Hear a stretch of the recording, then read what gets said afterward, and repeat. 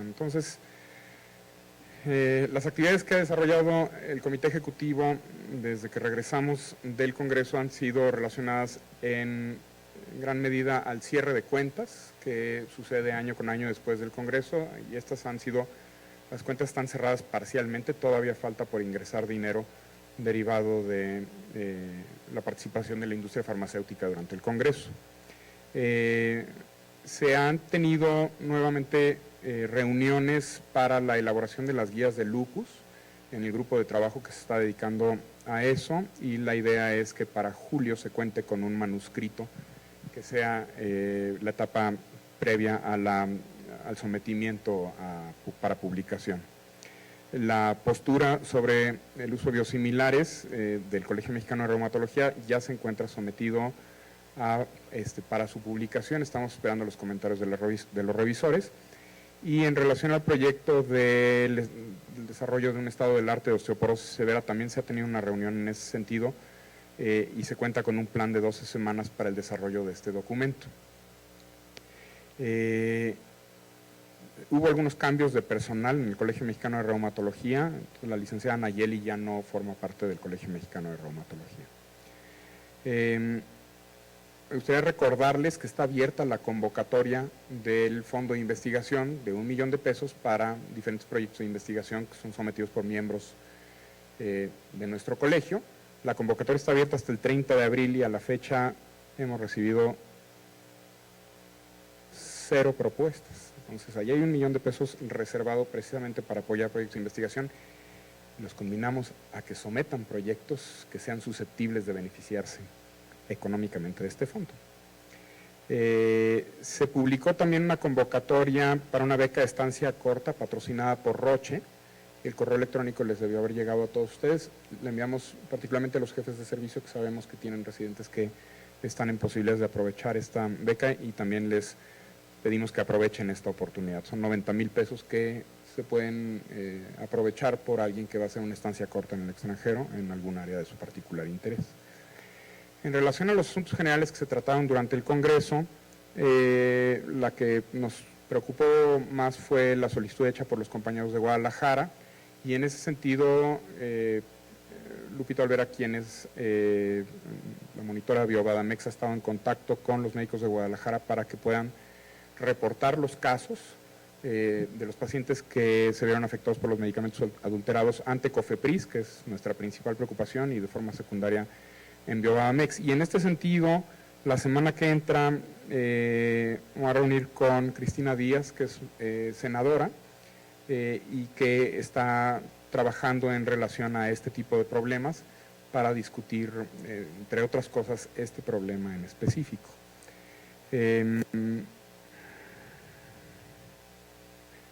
Y nada más. No sé si hay alguien que quiera tratar algún asunto en este momento.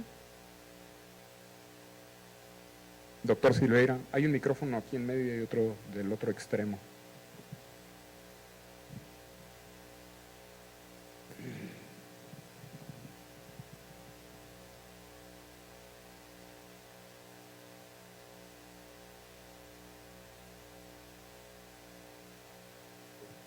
Saúl.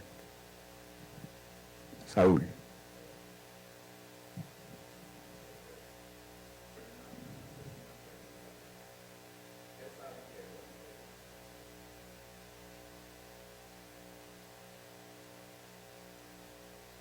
Bueno, felicidades a todos ustedes por la organización del mismo. Hubo una especie ahí como de brote epidémico de gastroenteritis, de un exceso de congresistas enfermos, incluyéndome yo. Yo nomás quería preguntar si se le hizo por parte del colegio algún comunicado a la Secretaría de Salud de Chiapas o al gobierno o al local o algo, porque pues, eso es una cuestión totalmente anormal que en mi particular punto de vista se debe ver como una vergüenza para nuestro país. Y yo estaba muy temeroso de... No tiene nada que ver con ustedes, lo estoy aclarando. Por eso digo que muchas felicidades por su congreso, que estuvo excelente.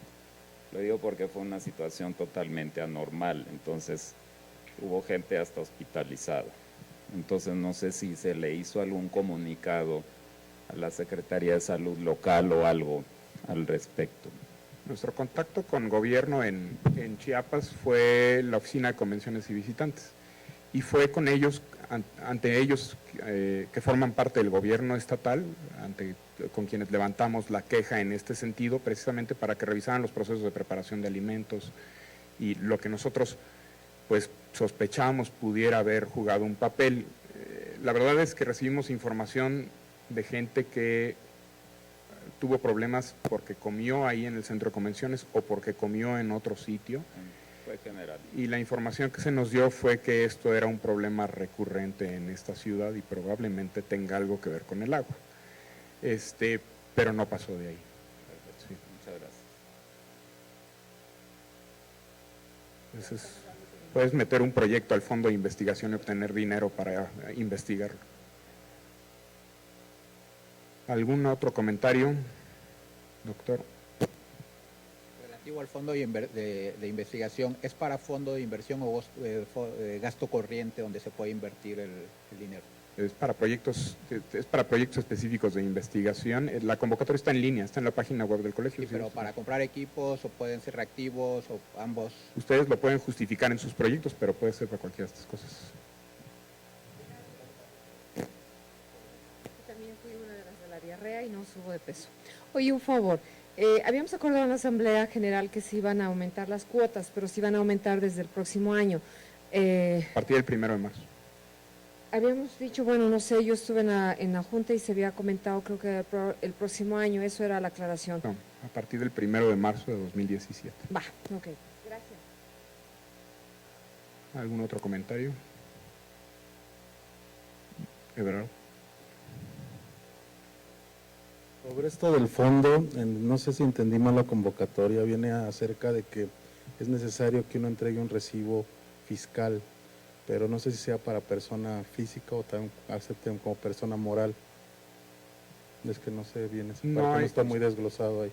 Sí, precisamente porque sabemos que no todos los investigadores tienen una sociedad civil o AC que pueda aspirar a, o sea, no son personas morales, es que lo dejamos así.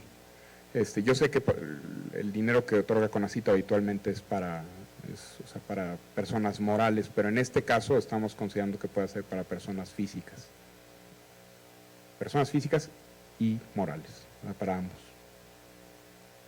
Pero sí necesitamos el recibo, o sea, tiene que haber un recibo por medio porque necesitamos justificarlo ante Hacienda. ¿Algún otro comentario? Con relación a eso de cómo se va a otorgar, se está hablando con varios miembros, entre ellos la doctora Janitzia, que ha comentado que ha sido un problema el hecho de obtener los recursos porque algunos investigadores no tienen recibos o el tema de los impuestos. Entonces también se está trabajando en el detalle donde se puede que el colegio sea quien adquiera, no sé, los reactivos y nosotros se los hagamos llevar para que, entonces a la compra directa y quien nos dé el recibo sea el proveedor y no el investigador principal, y entonces no haya problema con esto de los recibos. De no haber mayor comentario de asunto que tratar, me gustaría cederle la palabra al doctor Rolando Espinosa Morales, quien es jefe de Departamento de Reumatología del Instituto Nacional de Rehabilitación y quien va a coordinar la sesión de esta noche. Gracias.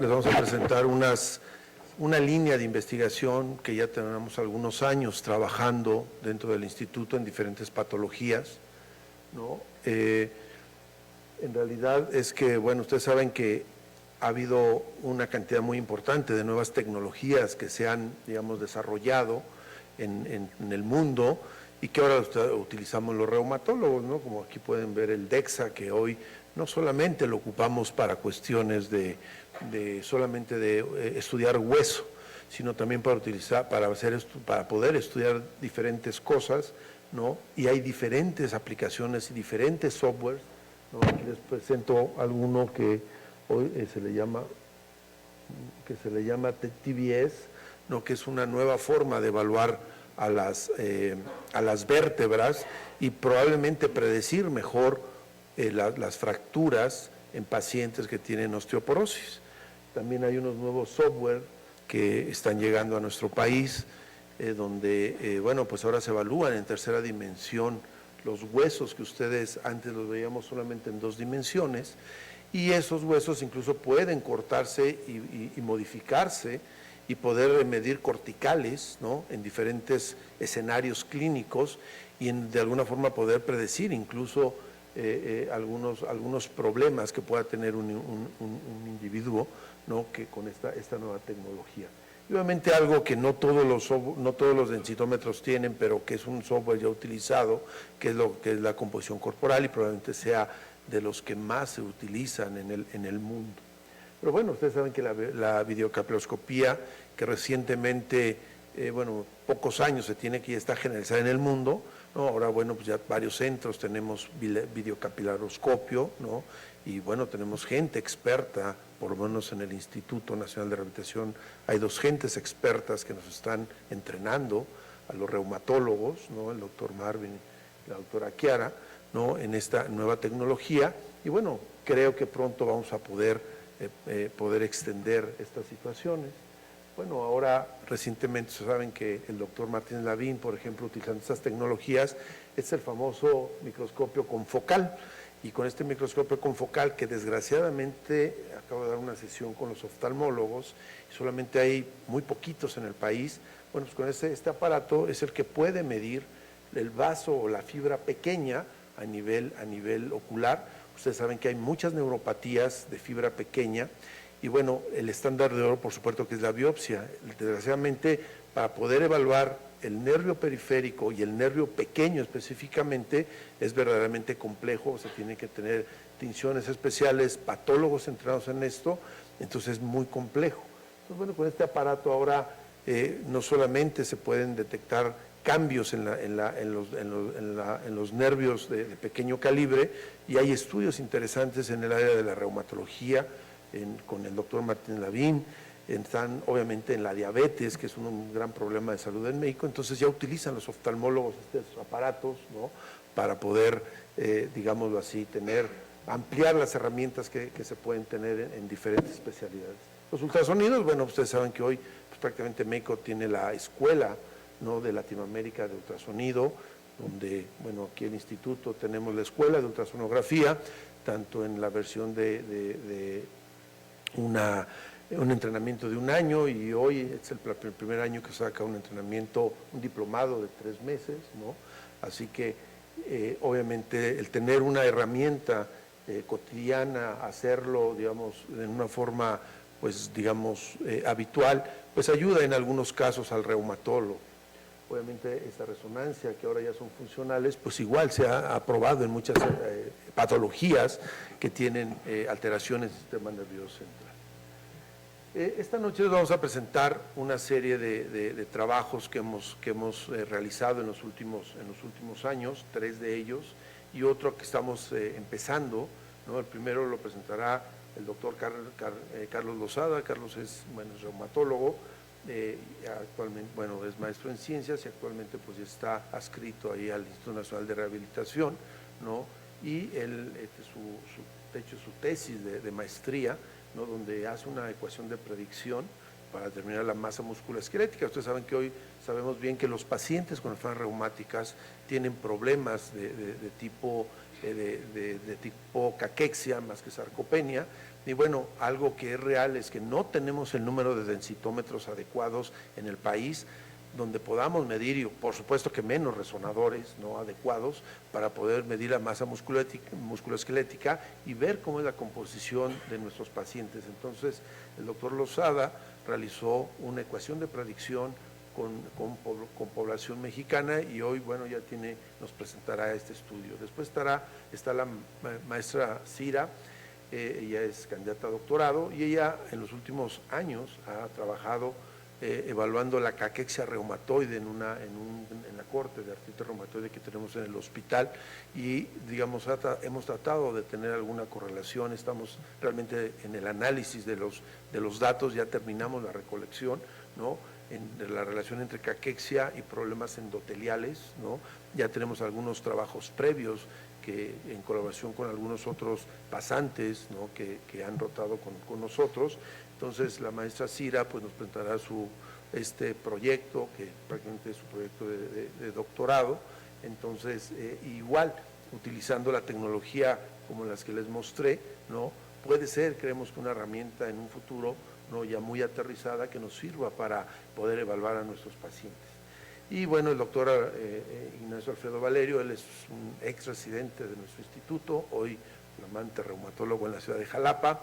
Y el doctor Valerio, bueno, pues interesado en algunas de las patologías que más vemos allá, que son prótesis de rodilla, ¿no? Entonces se evaluó cómo es la composición de estos pacientes, específicamente en el miembro o en los miembros de estos pacientes, sabiendo que digamos, un factor de buen pronóstico para estas prótesis es, digamos, la masa musculoesquelética que se pueda tener y que en realidad no está tan bien evaluada en el mundo de la ortopedia.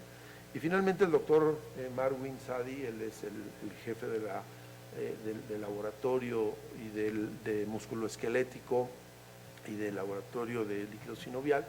Y este proyecto lo estamos apenas iniciando, tiene poco tiempo de que lo empezamos a desarrollar, y utilizando, digamos, dos herramientas, que sería ultrasonido, y probablemente tengamos que utilizar el bioimpedanciómetro o un DEXA. Vamos a tratar de que con el ultrasonido podamos medir la composición de nuestros pacientes, obviamente sin pensar que a lo mejor no nos va a dar toda la información que tiene un DEXA o un resonador, pero es mucho más accesible tener probablemente un ultrasonido, ¿no?, que tener un aparato tan costoso como puede ser un DEXA o como puede ser una resonancia magnética. Bueno, este es uno de los equipos, es un equipo, este es el que tenemos nosotros en el instituto, y tenemos uno que en colaboración con el Instituto Nacional de la Nutrición que compartimos, ¿no?, que es un portátil que tienen sus diferencias. Ambos son útiles y usamos ambos. Y bueno, obviamente pues ahí tenemos cuatro ultrasonidos, ¿no, Marvin? Si no mal recuerdo, 5 ultrasonidos ya con el portátil. Y entonces, bueno, pues ahí sí, eso, digamos, nosotros lo utilizamos de una forma cotidiana en los pacientes, no solamente de reumatología, sino de las patologías que vemos en el instituto. Entonces, bueno, pues sin más ni más, le pido al doctor Lozada, aquí está, que empiece con su primer plática.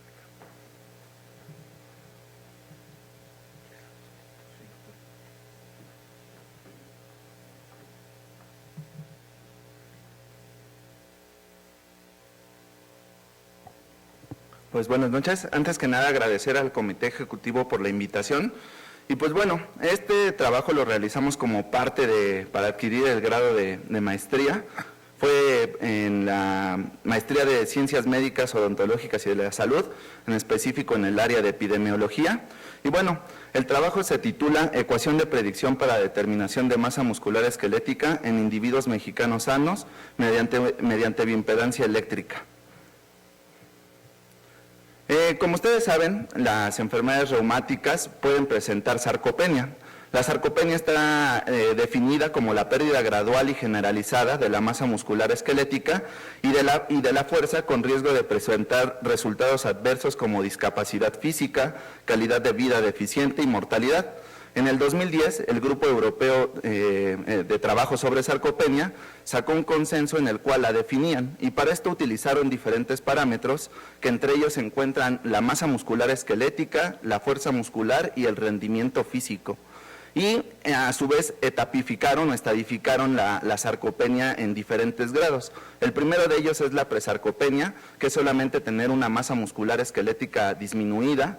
la sarcopenia, que va a ser masa muscular esquelética disminuida más disminución del rendimiento físico o de la fuerza muscular, y sarcopenia grave va a ser cuando se va a presentar disminución de la masa muscular esquelética más disminución de la fuerza muscular y del rendimiento físico. Para esto, en este mismo consenso nos hablan sobre las diferentes técnicas de medición para determinar la masa muscular esquelética, y que más adelante el doctor Gutiérrez nos hablará más ampliamente, pero entre ellas se encuentran TAC, resonancia magnética, DEXA, que es, digamos, el mejor estudio para la parte clínica, y la bioimpedancia, que puede utilizarse como un subrogado.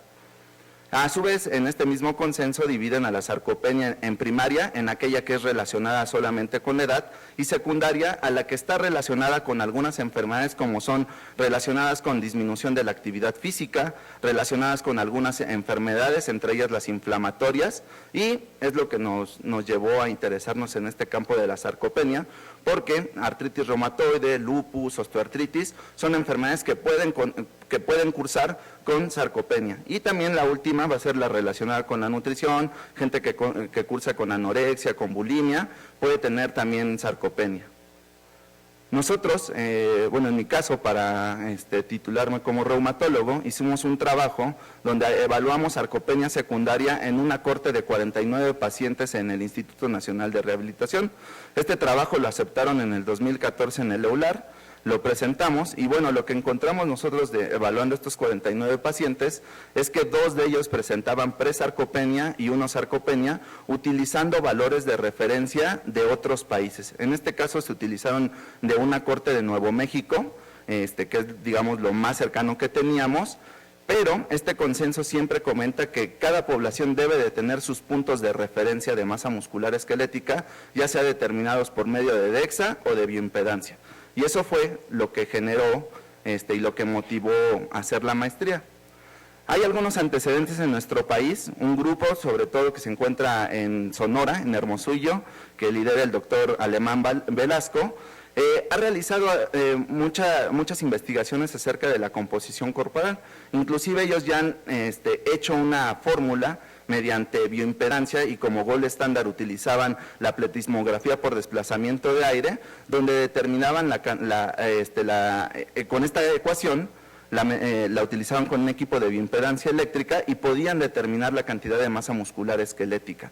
Este mismo grupo, algunos años después, utilizando el DEXA, midió a gente sana, alrededor de 250 pacientes, 236 pacientes o personas sanas, y determinó la cantidad de masa muscular esquelética.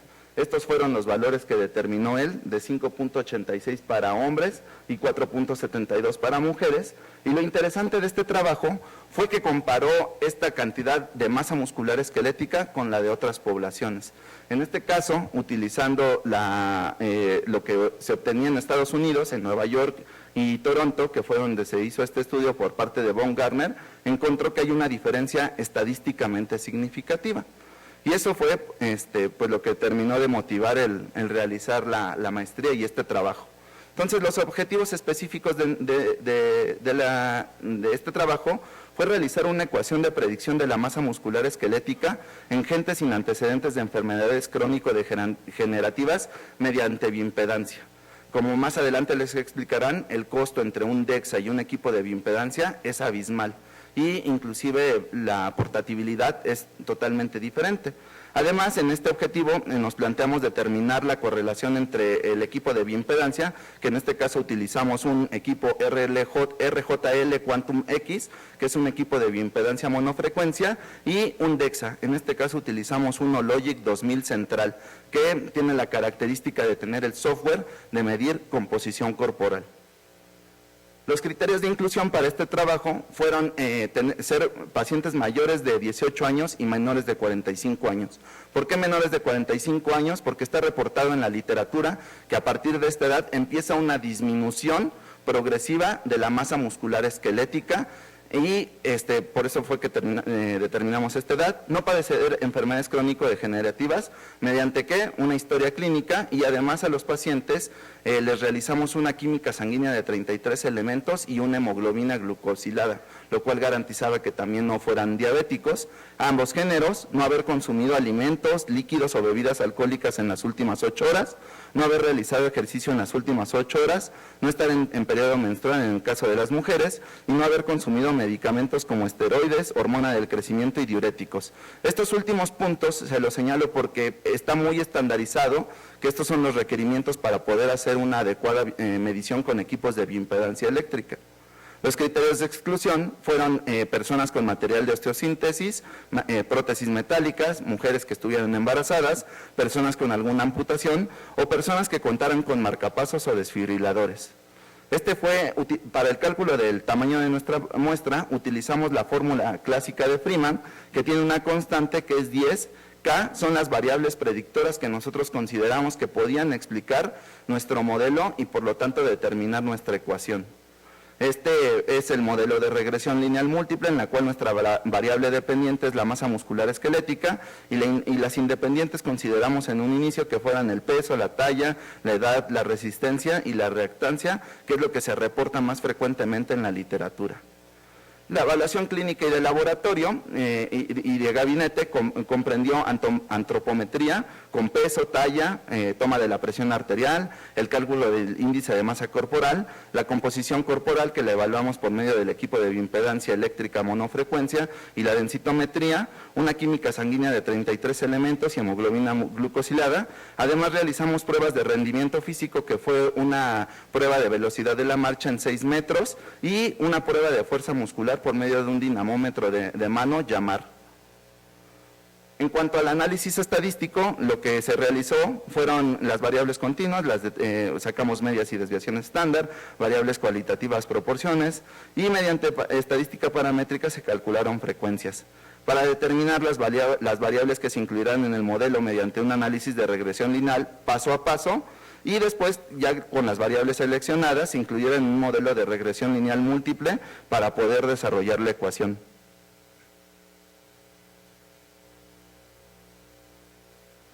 Finalmente, se probó normalidad de residuos, linealidad de covariables, colinealidad entre las variables del modelo, homocedasticidad y observaciones atípicas, y con la ecuación se calculó la masa muscular esquelética pendicular predicha para cada individuo y se comparó con la masa muscular esquelética pendicular medida por DEXA mediante un análisis de Bland-Allman.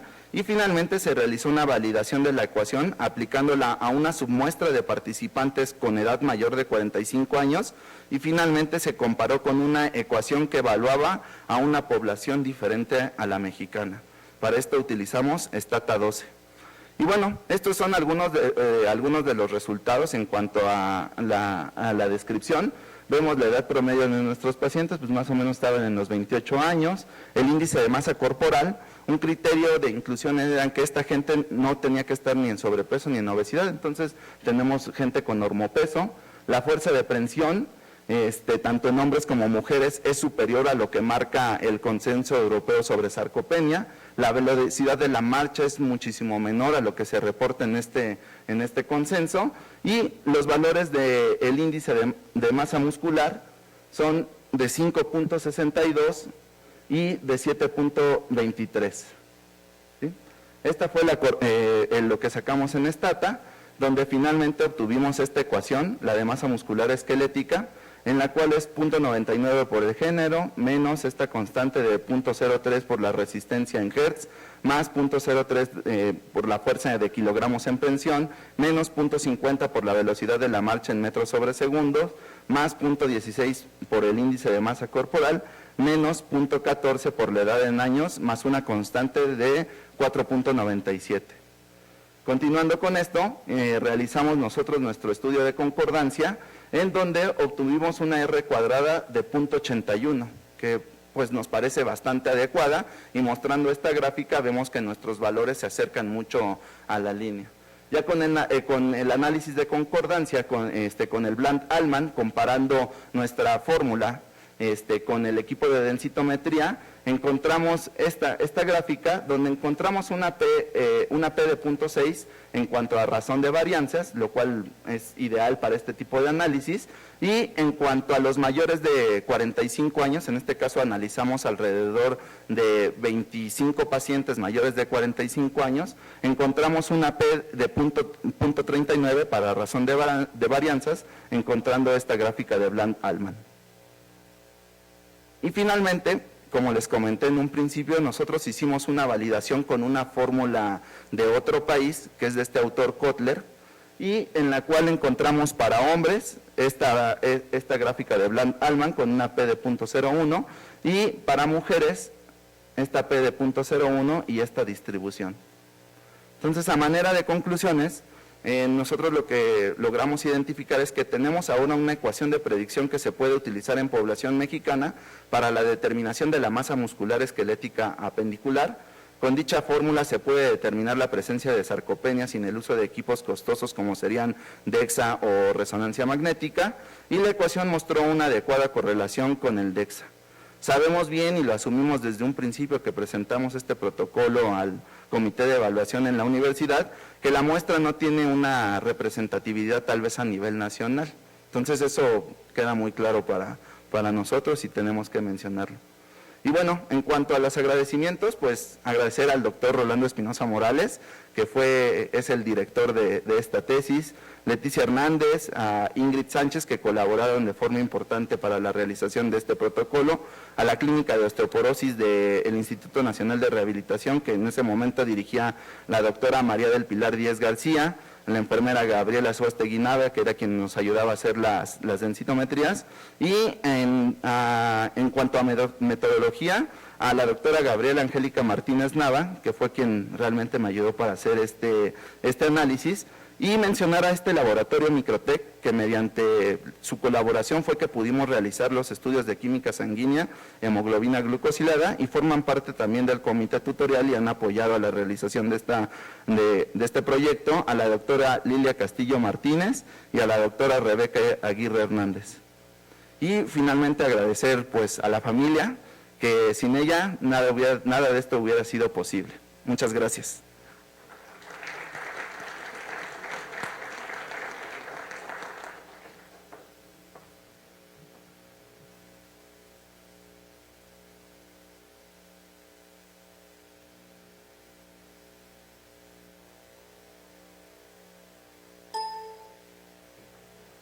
Bueno, buenas noches a todos. Yo les voy a presentar un trabajo de investigación que se desarrolló durante mi paso en el servicio de reumatología y pues que también forma parte de mi trabajo de investigación para el doctorado, como ya bien mencionó el doctor Espinosa. Y bueno, como la mayoría de los trabajos de investigación, surgen las ideas a partir de la observación en la clínica. Anteriormente estaba en una clínica de insuficiencia cardíaca y se observó que varios de estos pacientes, o una proporción importante, tenía también artritis reumatoide y a su vez esta alteración corporal que es caquexia. Entonces, a partir de ahí surgió la idea de este proyecto. Bueno, se titula Caquexia reumatoide evaluada mediante análisis vectorial de impedancia eléctrica y su asociación con daño endotelial en pacientes con artritis reumatoide. Sabemos que los pacientes con artritis reumatoide experimentan cambios en su composición corporal, principalmente en dos componentes, que es la masa muscular y la masa grasa. Esta alteración en la composición corporal, también está relacionada con el aumento en el riesgo de enfermedad cardiovascular, principalmente, aparte de algunas otras enfermedades. Y pues per se, la artritis reumatoide también es muy sabida que está relacionada con las enfermedades cardiovasculares. El comportamiento de estos componentes inicialmente se conocía como obesidad caquéctica, sin embargo actualmente las últimas revisiones ya la definen como caquexia reumatoide. Y bien, bueno, los mecanismos que llevan a esta caquexia reumatoide principalmente es la inflamación, la resistencia a la insulina, la falta de actividad, entre algunas otras. Y bueno, aquí se ve que la relación, bueno, no sé si estoy señalando, la relación de la enfermedad cardiovascular, pues no está bien establecida, o sea, bien investigada, pero sí existe ahí alguna relación entre estas dos condiciones. Bueno, Los individuos tanto aparentemente sanos como con alguna patología, vamos a tener cambios en la composición corporal. En las enfermedades crónicas se presenta principalmente caquexia, que es diagnosticada por la disminución del peso en un 5%, es la pérdida de peso involuntaria, en un periodo de 6 a 12 meses. Entonces aquí hay pérdida de masa muscular y pérdida de grasa. También hay otros criterios para diagnóstico, como la fatiga, la presencia de anorexia, algunos parámetros bioquímicos anormales. Sin embargo, a diferencia de la insuficiencia cardíaca, la insuficiencia renal, se observó que en la artritis reumatoide este comportamiento no era igual que esa caquexia clásica a pesar de que compartía algunas características de las otras enfermedades. Entonces, la caquexia reumatoide se está estudiando de forma diferente. De hecho, a diferencia de la caquexia clásica, que ya hay un consenso con respaldo, la caquexia reumatoide no tiene un consenso establecido. Hay un grupo de europeos que ya determinaron unos puntos de corte con base en el índice de masa libre de grasa y masa grasa.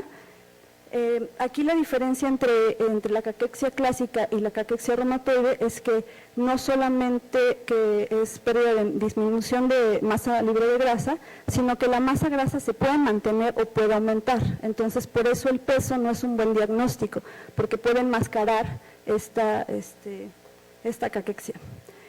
Bueno, la caquexia se ha estudiado desde muchísimo tiempo atrás, porque se observó que los músculos que estaban alrededor de las articulaciones inflamadas sufrían un desgaste. A pesar de esta falta de consenso, se ha establecido en la literatura que 2/3 de los pacientes de artritis tienen caquexia reumatoide. A diferencia de la caquexia clásica, esta caquexia no es directamente fatal, pero lo que más va a comprometer es en la capacidad funcional de los pacientes. Con la sugerencia de este grupo de europeos, han determinado que la prevalencia es alrededor del 20%, bueno, cambia dependiendo del género, pero el 20%, alrededor del 20% está determinada la prevalencia de caquexia. Por otro lado, la otra entidad que se estudió es el daño endotelial. Recordemos que el endotelio es la capa que recubre todos los vasos sanguíneos y también es la encargada de la homeostasis vascular. La disfunción o la disminución de la capacidad vasodilatada de este endotelio está muy correlacionado con la predicción de eventos cardiovasculares. Algunos de los estudios en los que se basó este estudio final, no hay un estudio que relacione directamente la caquexia reumatoide con el daño endotelial, sin embargo sí con la enfermedad cardiovascular, y se ha estudiado ya mucho el daño endotelial en pacientes con artritis, pero no relacionándolo con la composición como tal. Entonces, en este estudio que presento al principio, se observó que estudiando daño endotelial en pacientes con artritis y lupus eritematoso, hubo una prevalencia de 11% en pacientes con artritis y 16% en lupus.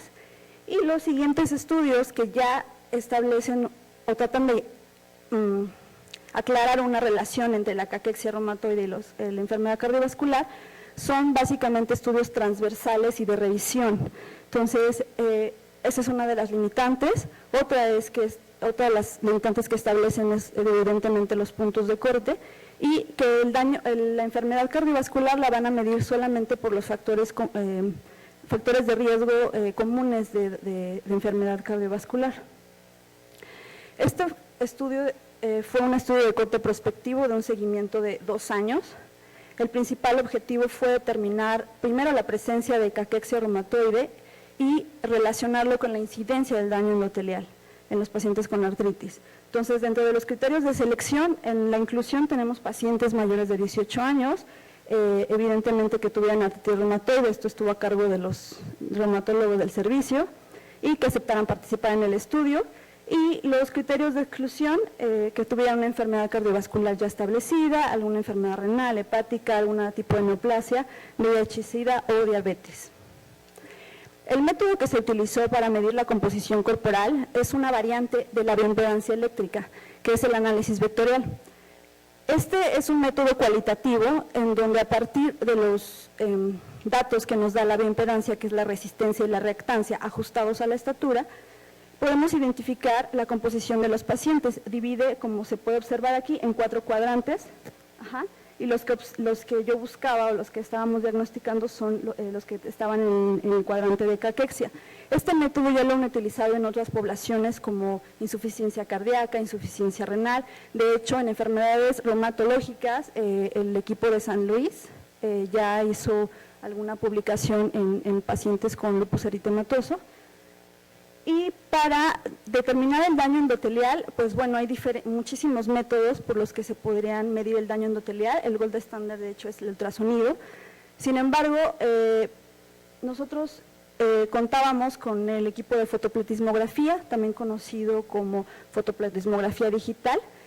Y este método, el objetivo es detectar los cambios de volumen microvascular en los tejidos a través de principios ópticos. Entonces, a través de un estilo de DAL se van midiendo las pulsaciones de los pacientes y nos va a dar unas ondas. O sea, cada una de las ondas es un pulso del paciente, y lo que se mide aquí son 3 elementos principales: la amplitud de la onda, el tiempo total que tarda en hacer una onda y el tiempo máximo de la amplitud.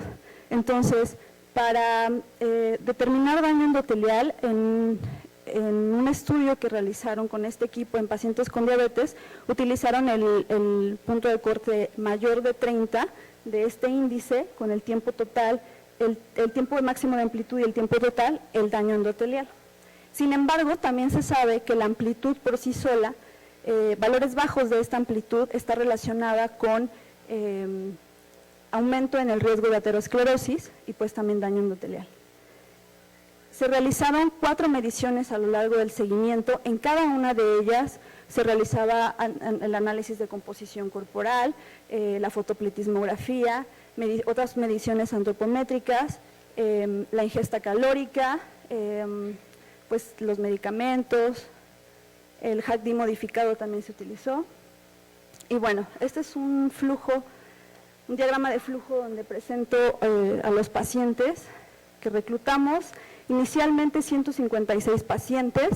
Al hacerles los estudios tuvimos que excluir a 65 porque ya presentaban daño endotelial, lo cual me dolió muchísimo, quedándome solo con 87 pacientes de visión basal.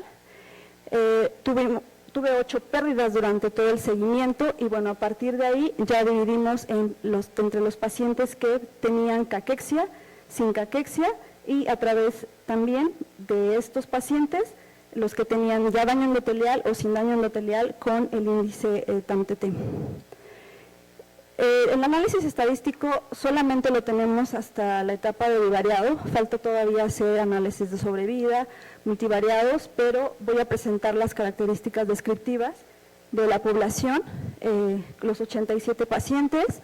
La edad promedio de ellos fue de 48 años, con una mediana de los años de evolución de 8.5, algunos valores para algunos parámetros bioquímicos, las comorbilidades más frecuentes que se presentaron, la frecuencia del uso de los medicamentos, también está aquí, y algunas variables antropométricas como el peso. La media del peso fue de 63 kilos, un IMC de 26.8 la media.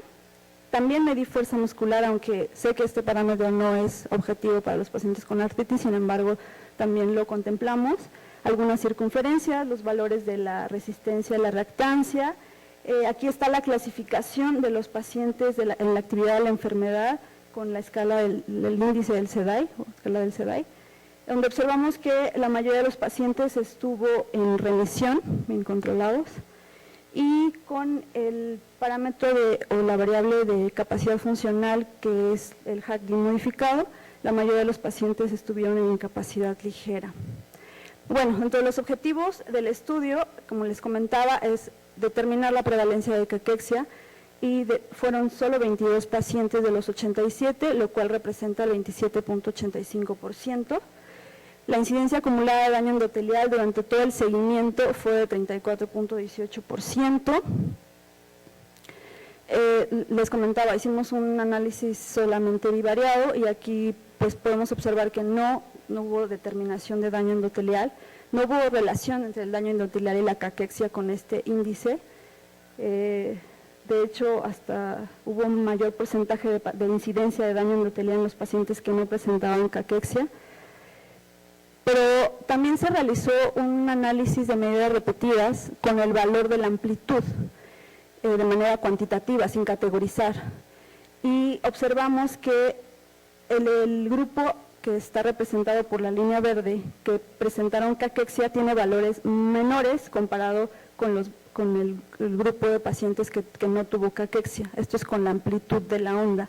Entonces, pues esto nos da una idea de que probablemente cuando hagamos el análisis multivariado y se controle por variables, por ejemplo, como hipertensión, porque sé que es un factor de riesgo para la enfermedad cardiovascular, por el uso de algunos medicamentos, pues más o menos cómo nos está dando la relación. Y esta es una tabla donde hago la diferencia entre los pacientes con daño endotelial y sin daño endotelial. Ninguna nos salió significativa, sin embargo, bueno, pues aquí están los valores, ¿no? Es en general, no están todas las variables que medimos. Y dentro de las limitaciones del estudio, evidentemente que nos faltó la medición de algunos bioquímicos, como por ejemplo el perfil de lípidos. Es una de las limitaciones. También en este momento, en esta etapa, pues nos falta todavía hacer más análisis. Pero dentro de las conclusiones y fortalezas del estudio es que, bueno, presenta el análisis vectorial como una alternativa para la identificación de caquexia, ya que es un método muy práctico, sobre todo para el seguimiento. Y pues la determinación de la caquexia, ¿no? Porque, como les comentaba, no están bien definidos el criterio, entonces la prevalencia en la literatura está muy desordenada. Pero, vaya, encontramos la coincidencia que con la prevalencia que encontramos con este estudio es muy similar a la prevalencia que encontró el equipo de europeos que están sugiriendo los puntos de corte. Y bueno, eso es todo. Gracias.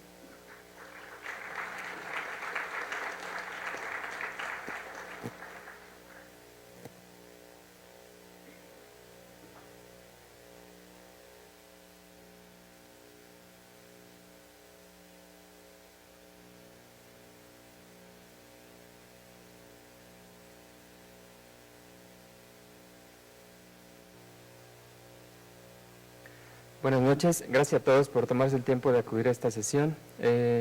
La información que voy a presentar es en relación a una de las líneas más importantes del INR, que en su tiempo, durante mi formación como especialista en reumatología, pues me tocó colaborar y realizar.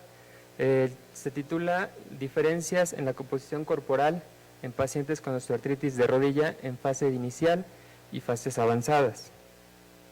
No tengo ningún conflicto de interés que comentar, solamente recordamos que la osteoartritis es la forma más común de artritis a nivel mundial. Tiene su fase que se tiende a cronificar, a degradar el hueso subconeural, el cartílago y el lino, ¿sí? Y estos procesos de degradación y regeneración pues van a ir incluso afectando los tejidos periarticulares. Las formas como se clasifican, las formas primaria y secundaria, a nivel mundial es una causa muy importante de discapacidad y bueno, su prevalencia en orden decreciente se anota aquí en la diapositiva. Sin embargo, las que más discapacidad y dolor pueden llegar a presentar son las de rodilla y cadera, por lo tanto, pues en el instituto la investigación en rodilla es una línea bastante grande. Nuestro país es una población que va envejeciendo y el incremento de la edad también incrementa de manera lineal la prevalencia de osteoartritis. El riesgo a nivel pues Latinoamérica es de que casi la mitad de las personas padecerán osteoartritis en alguna articulación, más si tienen más de 65 años y en adelante. Por lo tanto, es una enfermedad, una condición con una gran carga, tanto para el sistema de salud como para el sistema económico de los países, y es una de las primeras 10 causas de incapacidad o invalidez total en nuestro país. ¿Por qué es importante esto? Porque uno de sus factores de riesgo para el desarrollo y la progresión de la osteoartritis de rodilla, sin dejar de lado todos los demás que se ilustran en la pantalla, pues es la obesidad. La obesidad per se es un factor de riesgo independiente para el desarrollo de osteoartritis de rodilla, como se ha demostrado en muchas poblaciones a nivel mundial, y se han acumulado en este análisis o metaanálisis donde se encuentra un fuerte peso de la obesidad para el desarrollo en el inicio de la osteoartritis de rodilla en personas mayores de edad. La obesidad también por sí misma constituye un factor para que la gente desarrolle síndrome metabólico, ¿sí? La obesidad o incremento del perímetro abdominal, dislipidemia, hiperuricemia, hiperglucemia, y sus componentes se han cuantificado ya también en diversos metaanálisis, donde tener un componente de síndrome metabólico da una razón de momios de 2.33 de riesgo para incidencia y progresión de la osteoartritis en rodilla, ¿sí? Y va incrementando si se le van sumando más componentes en adelante, pues de manera bastante importante. ¿Por qué preocupa esto? Porque nuestro país es un país de gente con problemas de peso. Según la encuesta nacional de salud y nutrición de medio camino del año pasado, tenemos que los adultos mayores de 20 años, 72.5% se clasifican por medio del índice de masa corporal, ya sea en sobrepeso o en obesidad. Cuando hacen un subanálisis donde solo se mide la obesidad a nivel abdominal en esta misma población, se encuentra que más de 2/3 partes de los hombres y 3/4 partes de las mujeres tienen obesidad abdominal. Y esto empeora si se analiza el grupo de 40 a 79 años de edad comparado con la gente más joven. Y bueno, por supuesto, la interacción es muy conocida que hay de osteoartritis con la obesidad. No es nada más la sobrecarga de un peso excesivo sobre una articulación, que es el factor biomecánico muy descrito en la literatura. También este sobrepeso sobre una articulación puede limitar el movimiento del paciente, puede generar rigidez en los procesos o en las etapas inflamatorias de la OA y causa limitación física por sí mismo. Y hay una relación,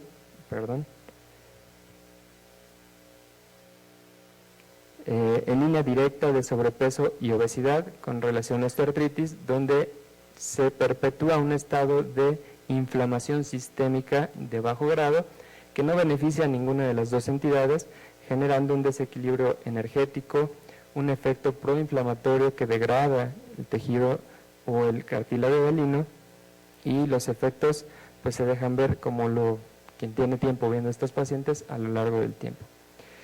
Es muy importante entonces, de acuerdo a lo que han visto con las presentaciones anteriores, la composición corporal o saber qué sucede en la homeostasis de nuestros pacientes con enfermedades reumáticas y su relación con ellas. La composición corporal, como ya nos hicieron favor de ilustrar, generalmente nos da una cantidad o números absolutos de cuánta grasa puede tener nuestro paciente en su cuerpo, cuánta masa magra, que lo podemos traducir en masa muscular en algún tipo de medición, masa ósea o mineral y agua. Todo esto mediante varias fórmulas que, como ya se ha comentado, para nuestra población hay un poco de limitación porque no hay valores estandarizados al 100%. Y aquí, bueno, pues precisamente revisando esta semana, por ahí me encontré una publicación donde el IMC se ha considerado, hoy es considerado como una herramienta obsoleta para evaluar obesidad. Entonces, esto se veía venir, realmente no creo que sea algo nuevo, donde tenemos dos individuos donde tienen el índice de masa corporal igual y los puedes clasificar como obesos. A la hora de hacer un análisis de composición corporal, simplemente no son los mismos individuos, ¿sí? Y bueno, pues esto tiene implicaciones en salud y enfermedad. Ya comentaron los métodos de medición de composición corporal. Y uno dice, bueno, ¿por qué escogería uno sobre otro? Primero, pues la facilidad que tiene uno, el costo, la exposición que puede tener o no a radiación y la reproducibilidad de los resultados de estos aparatos. Últimamente y a nivel mundial la bioimpedancia tiene auge porque han logrado correlacionarla como un subrogado, ¿sí?, con los estándares de oro como son la absorciometría dual de rayos X, que es el DXA, o la resonancia magnética con una buena correlación. Obviamente pues no es costoso, es fácil de hacer y tiene una buena exactitud. Y bueno, hay muchos grupos realmente de varias disciplinas de la medicina, de la nutrición, que han marcado ciertas alteraciones de la composición corporal en sus poblaciones. Para esto primero pues tienen un estándar de qué esperar a ciertos grupos de edad en cuanto a normalidad, ya tienen estudios poblacionales y en base a medir el índice de masa corporal, la masa muscular, la masa grasa, todo el agua y algunos parámetros de funcionalidad, han categorizado, y yo creo que ahorita para estas fechas esta lista se queda corta porque va cambiando, es algo que está muy dinámico, las alteraciones donde si tiene más músculo pero una mayor función cae en una, ¿sí? Y pues ya comentaban sobre la presarcopenia, sarcopenia, caquexia, ¿sí? Y bueno, durante el desarrollo o el planteamiento de este trabajo se encontró una entidad o un patrón de la composición corporal que incluso lo traducimos como un fenotipo porque se conoce que esto de la composición corporal está mediado genéticamente incluso desde el nacimiento. Entonces estamos viendo fenotipos de expresión genética, y la obesidad sarcopénica, donde tienen obviamente un IMC que los clasifica como obesos, una masa muscular disminuida para su grupo de edad, una masa grasa muy incrementada también, sin mucho cambio en el agua corporal ni los parámetros funcionales, pero con un parámetro inflamatorio importante, es el que más se ha asociado en algunos estudios, principalmente en asiáticos, de desarrollar osteoartritis de rodilla, incrementando las razones de momios comparados con aquellos pacientes que tienen sarcopenia, pero que no tienen obesidad. Entonces, definitivamente, bueno, se plantean muchas preguntas en donde la obesidad con el síndrome metabólico son un factor de riesgo para osteoartritis de rodilla. La relación que existe entre masa muscular y masa magra también entonces son un factor de riesgo y muchos autores en años previos han analizado la fuerza del cuádriceps como método de estabilización de esta articulación como un factor de riesgo o de protección para el desarrollo de osteoartritis o la progresión. Entre más fuerza hay, y eso también se compone o se traduce entre más músculo hay en el cuádriceps, progresan menos, eso está demostrado. Por lo tanto, pues sabemos, eso se hizo todavía con IMC, hay muchos o pocos estudios con masa muscular medida. Por lo tanto, creemos o se planteó que el patrón de composición corporal podría o no asociarse a desenlaces peores o menores. Y bueno, también los ortopedistas que hacen artroplastías, la mayoría por osteoartritis, tienen como porcentaje o mayor porcentaje de grasa corporal total derivada de una medición de IMC como un factor de mal pronóstico en la recuperación post-artroplastía, sin dejar de lado los otros factores que ya se conocen.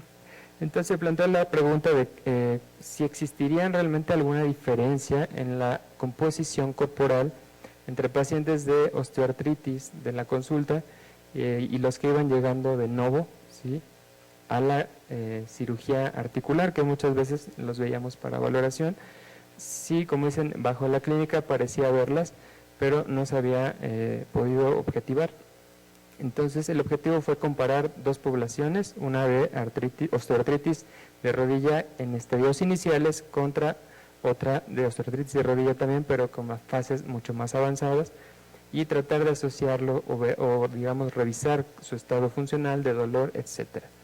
Un estudio observacional, corte transverso, en adultos con diagnóstico de osteoartritis avanzada y pues, de la consulta externa. Incluimos en el grupo de osteoartritis en fases iniciales a pacientes de no más de 54 años de edad que cumplieran criterios de clasificación para osteoartritis de rodilla del Colegio Americano de Rodilla y que tuvieran no más allá del grado 2 radiológico medido por la escala de Kellgren y Lawrence. En el grupo de OA avanzada se tomaron pues adultos de edad indistinta con osteoartritis de rodilla que tuvieran la necesidad y cumplieran criterios para su primer reemplazo articular de rodilla.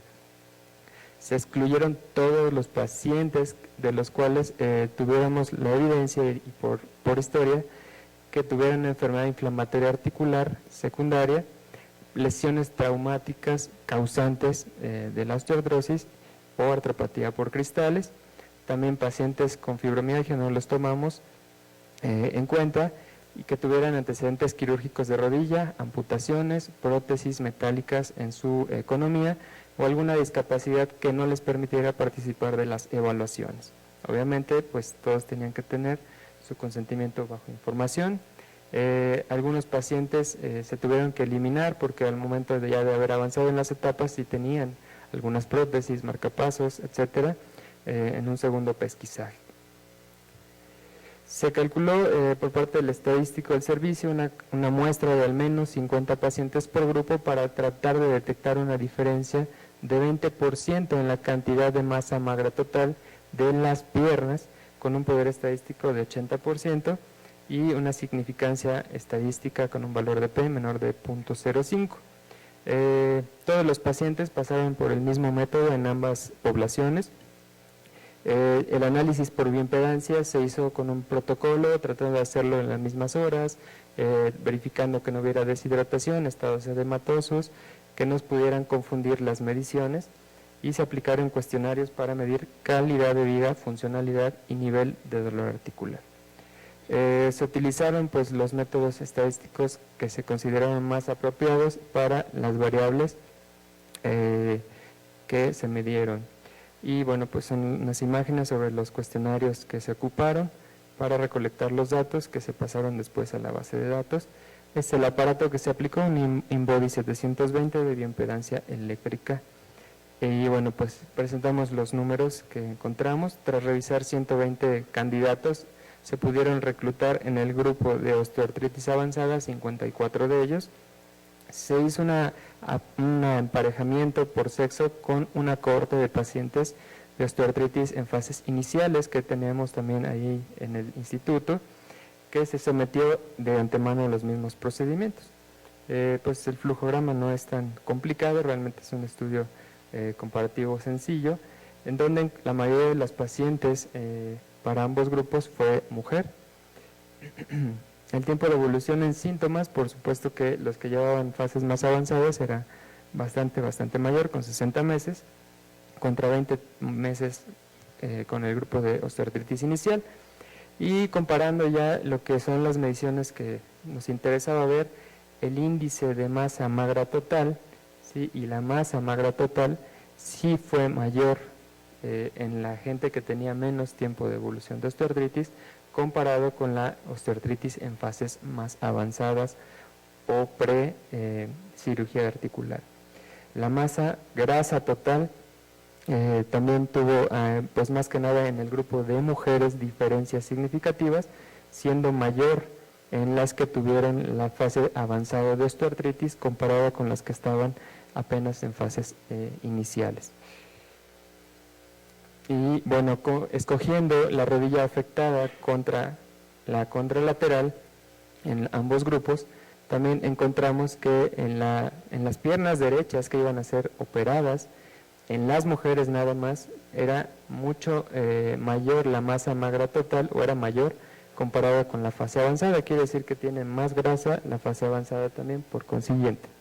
En los hombres estas diferencias no se observaron, probablemente por el número de individuos reclutados. Y en cuanto a funcionalidad, calidad de vida, nivel de dolor, interrogados y evaluados con estos parámetros, pues en el dominio de dolor mediante el WOMAC sí hubo una diferencia significativa, hubo más dolor en la fase avanzada, por supuesto, y en la capacidad física sí fue menor en los que tenían la fase avanzada. También este cuestionario de Lekesne, que es exclusivo para rodilla, también se encontró que el nivel de dolor era mucho mayor en la gente con osteoartritis avanzada. Pues estas es de las comparaciones por bioimpedancia o que se tienen de masa muscular y masa grasa en osteoartritis.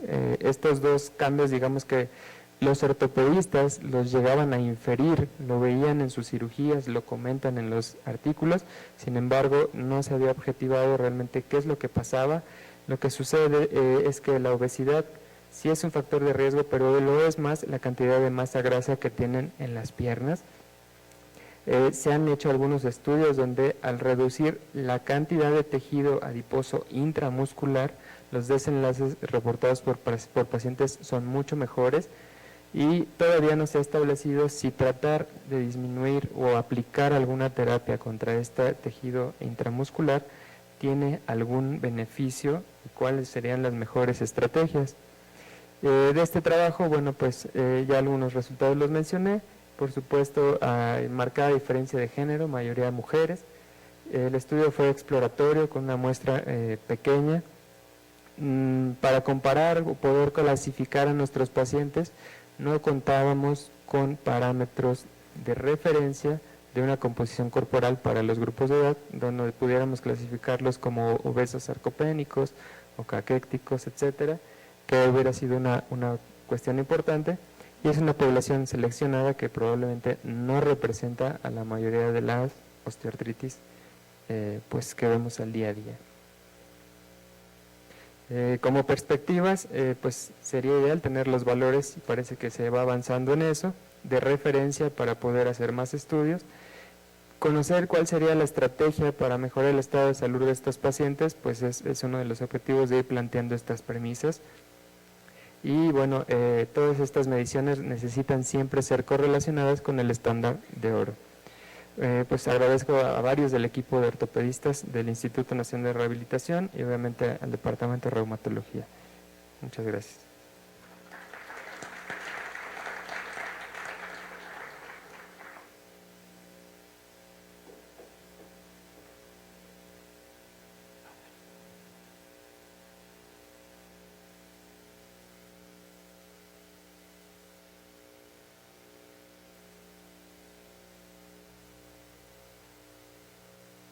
Muy buenas noches, gracias al doctor Rolando Espinosa por la invitación a participar y en su integridad al colegio por una vez más acogerme acá en una sesión académica.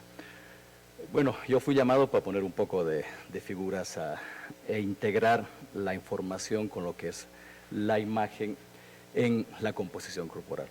No tengo ningún conflicto de intereses y paso al tema de fondo, no sin antes hacer una reflexión. De hecho, creo que existe actualmente un gran interés por lo que es la sarcopenia desde el punto de vista clínico por parte de los reumatólogos. Existe un concepto en que como reumatólogos nosotros debemos tomar conciencia de la sarcopenia. Y esto se basa en varios factores, en varios elementos. Iniciando por el hecho de que la sarcopenia en cierta forma no viene siendo más vista una enfermedad del envejecimiento. En cierta forma ustedes ya escucharon precedentemente el concepto de presarcopenia y hay alguien que habla inclusive de sarcopenia en etapas jóvenes. De hecho, una de las referencias más importantes es que a partir de los 35 años nosotros entramos en un desgaste funcional y la fuerza muscular va inevitablemente muchas veces reduciéndose. Esto se asocia obviamente un poco, además de sedentarismo, estamos entrando ya en una etapa adulta a un estado de pérdida de masa muscular. Y si vemos la gráfica en cierta forma nos damos cuenta que el punto en donde existe una verdadera pérdida de masa muscular, pues es alrededor de los 50 y 55 años. Evidentemente nosotros tenemos una premisa muy importante. De hecho, el manejo de pacientes que en un 46%, según los últimos datos de la literatura, entran en un proceso de sarcopenia. Esto en un concepto de sarcopenia secundaria. Basta pensar a la paciente con esclerosis sistémica que en cierta forma ya entra en una fase de caquexia por la dificultad, por la alteración gastrointestinal de reabsorción y absorción que ella tiene. Entonces, si pensamos en ello y si nos transportamos en un concepto netamente reumatológico, la sarcopenia es un factor de riesgo independiente, sobre todo para varios elementos, para la osteoporosis, para la osteoartritis, para la artritis reumatoide y de consecuencia para la discapacidad funcional. Entonces, creo que como reumatólogos tenemos una misión muy importante en este tipo de afección y en este tipo de pacientes. Sobre todo considerando que actualmente en los datos de los años 2000 se hablaba que las personas mayores de 60 años eran 600.000 millones en el mundo. De hecho, el cálculo nos dice que para el 2025 y 2050 estaremos con casi 2.000 millones de personas que tienen más de 60 años en el mundo. Entonces es un problema de globalización y además de tipo social que nos va incurriendo y sobre todo obligando a tener un conocimiento de la sarcopenia. De hecho, ya nos han ilustrado y creo que quedó bastante claro que al momento de hacer un diagnóstico de sarcopenia, nosotros contamos con varios instrumentos, los clínicos, los instrumentos antropométricos que están dentro de los clínicos y en específico también los clinimétricos y de laboratorio, no siendo de todas formas estos específicos. ¿Por qué nace la imagen o la imagenología para evaluar la composición corporal? Porque hay un 46% de sarcopenia que puede ser subdiagnosticada o subestimada con estos parámetros que nosotros llamamos clásicos y que aplicamos muchas veces en la cotidianidad clínica. La imagen se subdivide en varias técnicas. Nosotros tenemos la resonancia magnética, la tomografía computarizada, tenemos la DEXA y en cierta forma, de último, pero tal vez con más perspectivas llegado, el ultrasonido. Y en cierta forma creo que nosotros tenemos el concepto de poder tener el abanico de oportunidades, pero también a su vez saber engranar muy bien en la indicación de cada método de imagen. Por motivos de tiempo paso a esta diapositiva y voy a dar paso a la ilustración de la DEXA. Nosotros tenemos el conocimiento de la DEXA, de hecho en la sarcopenia es una de las técnicas de imagen más utilizadas. Esto porque en cierta forma nos permite tener una evaluación panorámica, integral, global de la composición corporal. En cierta forma nos da una información directa de lo que es la masa ósea, la masa muscular y la masa grasa. Entonces se transforma en una técnica de imagen ideal para la evaluación de la sarcopenia o en cierta forma de la composición corporal. Desde el punto de vista evidencia científico, existe muy poco relacionado al utilizo de la DEXA en sarcopenia y enfermedades reumatológicas, pero existe bastante en el hecho de poder demostrar que esta técnica es ideal en varios aspectos, sobre todo ideal porque ha demostrado tener una validez concurrente. De hecho, sus hallazgos son paragonables al de la resonancia magnética. Una validez concurrente además con los datos antropométricos y una validez sobre todo desde el punto de vista de la integración de la información en el sentido de que potencia hasta un 98% la posibilidad de tener un diagnóstico certero de sarcopenia. Y tal vez es la técnica más avanzada en el sentido de que ya en la DEXA se proponen puntos de referencia o los puntos de corte para empezar a considerar un dato de sarcopenia o presarcopenia.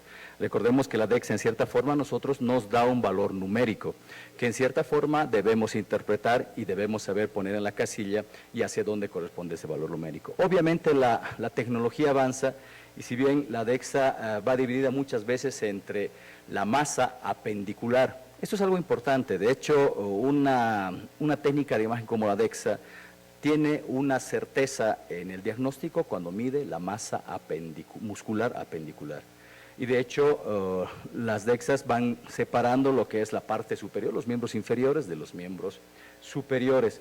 Y con nuevos algoritmos, o más que todo softwares, ya nos permiten inclusive diferenciar por la parte colorimétrica la masa grasa y la masa muscular entre rojo y amarillo. Y de hecho hay algunas también que van midiendo por sectores, entonces podemos ir dándonos cuenta además de qué área o qué región anatómica está en una fase de mayor riesgo. Y teniendo obviamente el punto final o total de la evaluación para la interpretación. Decíamos técnica mucho más frecuente utilizada y que en cierta forma viene reconocida internacionalmente y sobre todo agregada en los consensos internacionales para la evaluación de sarcopenia. Obviamente tiene algunas limitaciones, de hecho el hecho de que no sea transportable no nos permite manejar la DEXA de un lugar a otro y así poder evaluar un paciente en distintas situaciones, sobre todo aquellos hospitalizados. Requiere de mucha capacitación, de mucha interpretación. Y por lo general no siempre está muy disponible en todos los centros hospitalarios. De hecho, en algunos de segundo y tercer nivel muchas veces viene a ser carente. Pasamos a poder evaluar la sarcopenia con la tomografía. De hecho, la tomografía nos permite y nos da una información muy importante. Cuando hablamos de valor pronóstico de sarcopenia, en cierta forma el valor pronóstico incluye el poder predecir un porcentaje de mortalidad en estos pacientes. La tomografía juega un papel muy importante. ¿Por qué? Porque nos ayuda a medir o a visualizar o cuantificar la masa adiposa intramuscular. ¿A qué me refiero? La masa adiposa intramuscular, como lo podemos ver en estas dos imágenes, en un sujeto normal o sin sarcopenia, mejor, y en una persona con sarcopenia, pues está vinculada a estos infiltrados adiposos que se ven en la porción muscular, que tienen un valor pronóstico, lo decíamos, sobre todo para la predicción de un desenlace negativo de la sarcopenia. En realidad son muy pocos los trabajos que relacionan la tomografía y la sarcopenia, y esos pocos, pero nos dan una información muy importante. Nos decían que la detección de la sarcopenia, sobre todo cuando detecta esta masa adiposa intramuscular, nos permite predecir una reducida supervivencia, y alguien hablaba inclusive de pacientes hospitalizados con enfermedades crónicas de al menos un 32%. Y hay un dato también muy importante, que cuando cuantificamos en tomografía una pérdida de masa muscular que va entre 10 a 13%, de hecho, y si esta reducción de masa se verifica en un mes, muy aplicable a pacientes con enfermedades crónicas o a pacientes inmovilizados, estamos de frente a la posibilidad, aquí me faltó el dato, perdón, de un incremento de un 16% de mortalidad en estos pacientes. Lo mismo, la tomografía es uno de los pocos métodos, tal vez el único, que permite o que ha sido estandarizado mejor a nivel abdominal, midiendo la grasa abdominal o midiendo los parámetros de masa muscular a nivel abdominal, sobre todo a nivel de L3, a nivel de los músculos psoas que están representados en la parte azul, y el tejido adiposo ustedes lo pueden ver en la parte oscura. De hecho, es un parámetro fidedigno. Los criterios, no los criterios, las recomendaciones internacionales del 2000 para la sarcopenia, pues tomaban como referencia la tomografía. Esto ha ido disgregándose poco a poco por el concepto de las radiaciones, que vamos a ir viendo sucesivamente, y sobre todo también por la cuestión de los costos elevados que tiene una tomografía al momento de evaluar a estos pacientes. Si asociamos a esto el hecho de que hay algoritmos o softwares que nos permiten diferenciar muy bien las masas o los tejidos, como en este caso ustedes ven, el amarillo va representado, esa es una función que es OSIRIX adicional, que se realiza tranquilamente en una computadora con función Macintosh. Aquí está la grasa intra o perivisceral. Acá en rojo tenemos la masa muscular, en azul tenemos la masa subcutánea, o de tejido graso subcutáneo, y lo más importante, decíamos, el que asume valor pronóstico, aquel tejido adiposo que se encuentra dentro o infiltrado en la masa muscular. Entonces, de hecho, tenemos una panorámica global de la distribución de todas las masas de tejidos en el organismo. Decíamos, la ventaja es de que nos permite solamente un tejido de otro, y que en cierta forma, y hay trabajos que han sido validados para su utilizo, sobre todo a nivel abdominal. Si pasamos a otra técnica como la resonancia magnética, nos damos el espacio para decir que es la técnica ideal para evaluar sarcopenia. Esto porque nos permite evaluar no solamente la masa muscular o la masa visceral o la masa grasa, sino nos permite evaluar la posibilidad de atrofia, nos permite evaluar los fascículos musculares y de hecho, en cierta forma, nos permite tener una cuantificación global del músculo en relación a la grasa. ¿Esto qué hace? Hace que la resonancia magnética sea actualmente el examen recomendado para la evaluación de la composición corporal. Y porque además tiene un punto de corte, los trabajos han sido ya bastantes en este campo, en donde se ha identificado a la parte de la recto femoral y el gastrocnemio como áreas en donde la resonancia magnética puede jugar un papel importante en la posibilidad de poder predecir la sarcopenia en los pacientes. Entonces, tiene un valor importante y sobre todo va utilizado en la parte del seguimiento de la sarcopenia. Acordémonos que la sarcopenia tiene posibilidad de reversión, o sea, de ser revertida parcialmente. Mucho va a depender del tipo de rehabilitación y aquí es algo importante que nosotros debemos considerar, sobre todo en estos pacientes, la rehabilitación dedicada e intensiva y personalizada para poder en cierta forma revertir o mejorar la sarcopenia. Decíamos, esto es simplemente un ejemplo de cómo a la resonancia magnética tenemos la visualización nuevamente de esta infiltración de tejido adiposo, con el tejido adiposo obviamente circundando también la parte muscular. Nuevos ejemplos que los voy a pasar rápidamente por cuestiones de tiempo. Este es un paciente con una sarcopenia en donde podemos extraer solamente la masa muscular. Podemos con algunos softwares muy disponibles inclusive ver la masa grasa incorporada adherida a la masa muscular, que muchas veces es masa que no viene cuantificada, sobre todo en la DEXA o en la tomografía. Entonces, nos permite sí tener un más detallado estudio de los tejidos en estos pacientes.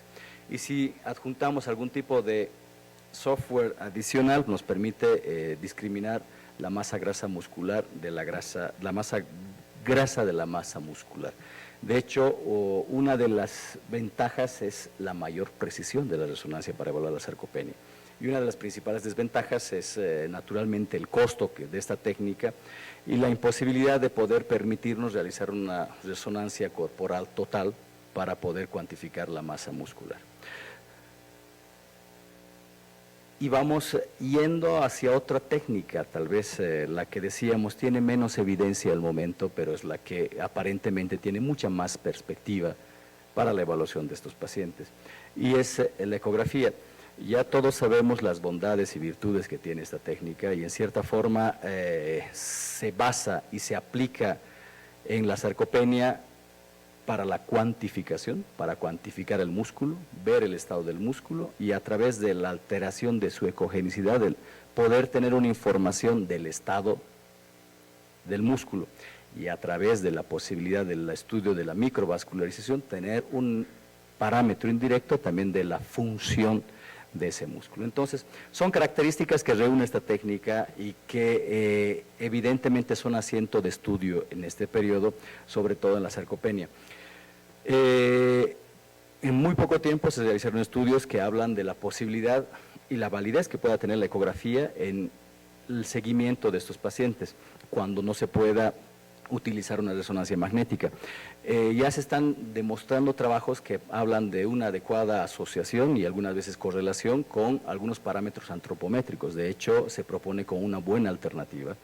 Y en cierta forma ya hay trabajos que hablan del valor predictivo que pueda tener la ecografía, no solamente para detectar la sarcopenia, sino además para poder predecir los días de hospitalización en pacientes que eventualmente hayan sufrido o hayan sido sometidos a alguna intervención quirúrgica. Entonces, lo que vemos en la ecografía evidentemente es algo sectorial y los músculos que se estudian son el recto femoral a nivel del muslo, la parte anterior, y el gastrocnemio. Ya los estudios van surgiendo y nos van dando datos de sensibilidad y especificidad y nos demuestran que la especificidad es bastante aceptable y la sensibilidad lo propio para evaluar, para diagnosticar sarcopenia en sujetos a riesgo o en sujetos que aún no tengan una sarcopenia muy bien documentada. Entonces, se va diagramando un panorama en donde la ventaja de la ecografía en el poder utilizarla en diferentes áreas anatómicas hace que se pueda integrar la información, por ejemplo, evaluar la parte del gastrocnemio, evaluar la parte del recto femoral y si hay tiempo también evaluar otra masa muscular para poder hacer una sumatoria y poder sobre todo tener una mayor precisión diagnóstica. Aquí vemos cómo hay sobre todo correlaciones, en este caso con un valor, con una validez con la resonancia magnética en sus correlaciones existe la posibilidad inclusive de tener una información detallada desde el punto de vista de ambos métodos de imagen. Y se la propone como un método de tamizaje para los pacientes que puedan ser a riesgo de sarcopenia. Entonces, con estos datos se van cultivando nuevas líneas de investigación utilizando el ultrasonido, la ecografía para estos pacientes. Y estos son algunos ejemplos de los que nosotros hemos podido ver, estamos también incursionando en el campo de la sarcopenia. Y hay varios datos muy interesantes que empiezan a surgir y a corroborar lo que se decía anteriormente, en donde el IMC en cierta forma no es un índice más fidedigno o confiable de una composición corporal o como un método antropométrico idóneo. Esto porque si ustedes ven, por ejemplo, acá, este es el músculo recto femoral y esta es la parte del tejido celular subcutáneo, la grasa subcutánea. Y nos vemos que aquí tenemos en un paciente que es normopeso, en base a su índice de masa corporal, tenemos pero un tejido subcutáneo superior a un paciente que es considerado casi en una obesidad de grado 1. Entonces, la posibilidad de tener esta visualización panorámica y además gráfica de todos los tejidos, el tejido celular subcutáneo está acá, hace además pensar que este nuevo método, el ultrasonido, puede ser un método sobre todo para el seguimiento de los pacientes con sarcopenia. Tiene muchas limitaciones, el hecho de que todavía no se hayan realizado grandes trabajos de validación de la técnica de sarcopenia, el hecho que acompaña siempre el de ser operador dependiente y en cierta forma además que no existan los protocolos estandarizados para evaluar los pacientes con sarcopenia. Pero pues son barreras que en cierta forma con el tiempo seguramente se van a ir superando. Y esa es la curiosidad que a nosotros nos nace en el sentido de que creemos que, se cree que la ecografía pueda medir el desenlace o pueda predecir el tipo de desenlace de pacientes que están sometidos a artrótesis de cadera, de pacientes con osteoartritis o de rodilla. Y de hecho estamos iniciando a hacer un proyecto en donde nosotros nos ponemos como objetivo general el hecho de ver si efectivamente un hallazgo ecográfico puede predecir un desenlace negativo en la recuperación de un paciente que se somete a una artrótesis de rodilla. Entonces, tenemos estas medidas de desenlace como objetivos, en el sentido de que queremos demostrar que tal vez detectando antes de una intervención quirúrgica, antes de que el paciente vaya a quirófano, detectando el grado de sarcopenia, estamos convencidos de que se puede reducir sobre todo los días de hospitalización, se pueden reducir los costos, porque se puede implementar, de hecho, un tratamiento rehabilitativo mucho más dedicado e intensivo y sobre todo personalizado para este tipo de pacientes. Entonces, es un protocolo que lo estamos llevando a cabo con el doctor Pineda y el doctor Rolando Espinosa acá presentes, y en colaboración con la parte de ortopedia y rehabilitación de nuestro instituto. Entonces, con la expectativa de poder sí generar datos que puedan proponer a la ecografía o ultrasonido como un método sí real de tamizaje para la evaluación de los pacientes o para la detección de sarcopenia y cuantificar el grado de sarcopenia y así poder predecir qué tipo de rehabilitación este paciente pueda tener. En realidad, esto nace porque un ortopedista nos dice, el paciente muchas veces cuando sale de la cirugía no puede recuperar su deambulación, su caminata. Y no tanto porque la prótesis no haya sido muy bien posicionada, sino porque el periodo de hospitalización y recuperación hizo que pierda mucha masa muscular y al final el paciente no se para porque no tiene fuerza muscular. Entonces, de hecho, incide positivamente en la posibilidad de predecir e implementar un sistema de rehabilitación mucho más idóneo para estos pacientes con osteoartritis. Simplemente para resumir acá, ¿qué técnicas de imagen, cuándo y cómo solicitarlas? Hay muchas ventajas y creo que la resonancia y el ultrasonido en sarcopenia inician a tener mucha factibilidad, sobre todo por cuestión de costos y disponibilidad. Esta es la pirámide probablemente del futuro, en donde la sarcopenia evidentemente va asociada a un diagnóstico en donde la imagen juega un papel fundamental en su detección. Y si nosotros sumamos el hecho de que, según los últimos reportes, existe una prevalencia de casi hasta el 64% de sarcopenia en pacientes reumáticos, sobre todo en pacientes con artritis reumatoide, osteoporosis y esclerosis sistémica. Si consideramos que, además de ello, nuestros pacientes muy frecuentemente están con comorbilidades asociadas y en cierta forma tratamientos crónicos, en particular el corticosteroide, que es uno de los principales generadores de sarcopenia, pues hecho está que en cierta forma nosotros actualmente nos basamos en los lineamientos del manejo multidisciplinario del paciente reumático y pues está en vigencia la palabra de apoderarse o empoderamiento del paciente. Entonces, si pensamos en todo ello como reumatólogos, decía tomar conciencia al inicio. Entonces, tomamos conciencia de que las implicaciones de la sarcopenia para nosotros no pueden ser más subestimadas o no pueden ser pasadas por alto. Entonces, saber que tenemos pruebas clínicas, antropométricas y clinimétricas que nos permiten detectarla y saber que tenemos métodos de imagen que nos permiten tal vez aumentar la posibilidad de un diagnóstico de sarcopenia, seguramente incide positivamente en la calidad de vida de nuestros pacientes. Y de hecho, creo que la misión era simplemente el poder transmitir la nueva pasión que nace por la sarcopenia desde el punto de vista reumatológico. Muchas gracias.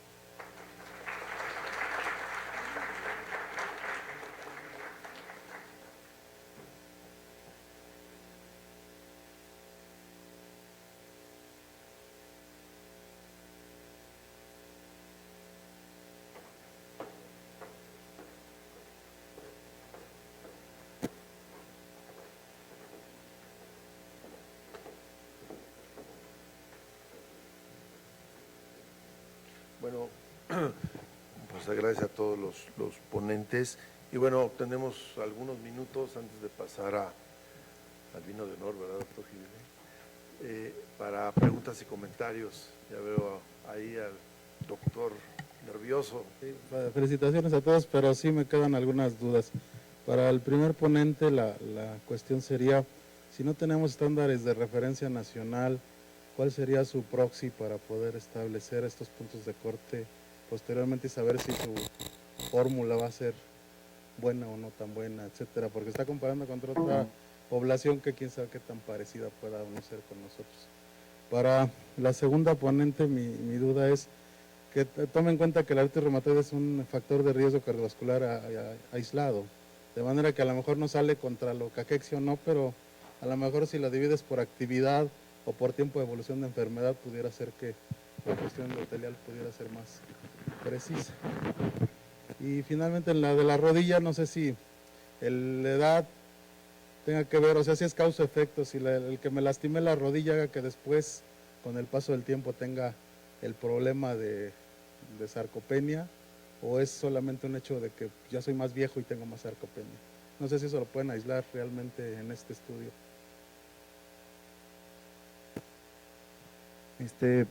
Bueno, respondiendo a la primera pregunta, nosotros lo que tomamos fue precisamente el Consenso Europeo sobre Sarcopenia recomienda tomar la medición con DEXA como gold estándar para investigación clínica. Entonces, bueno, esta población fue gente sana, ya vieron ustedes el índice de masa corporal que tenían y demás, entonces lo comparamos.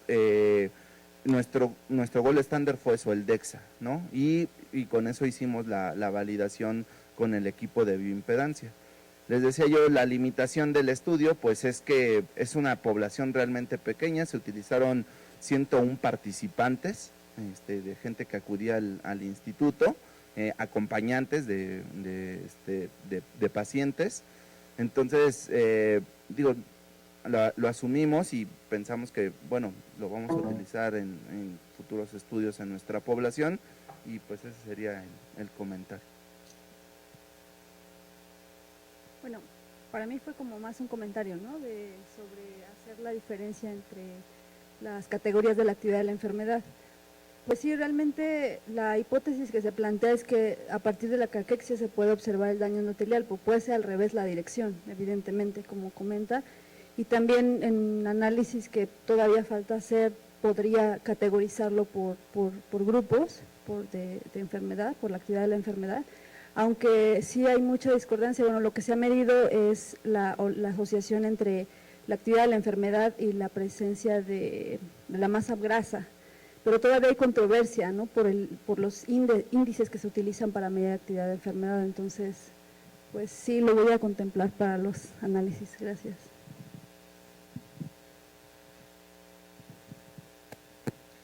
Bueno, gracias por la pregunta, doctor.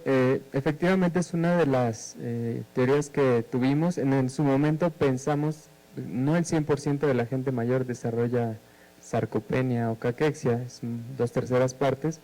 El estudio no se diseñó para ver tal diferencia como tal. Lo que sí pudimos, digamos que no se presenta, pero tratando de aplicar definiciones, principalmente de las poblaciones asiáticas, que tienen más estudios sobre esto, el patrón de la gente que estaba por operarse de rodilla era compatible con la obesidad sarcopénica. Obviamente pues no es posible compararlo sin nuestros parámetros poblacionales, pero parece que sí hay una mayor afectación, y de hecho en la pierna más afectada hay mayor grasa y menos músculo, comparada con la misma pierna del mismo paciente. Entonces, digo, el poder para hacer esa comparación pues no se diseñó para eso el estudio, pero sí es una observación, ¿no?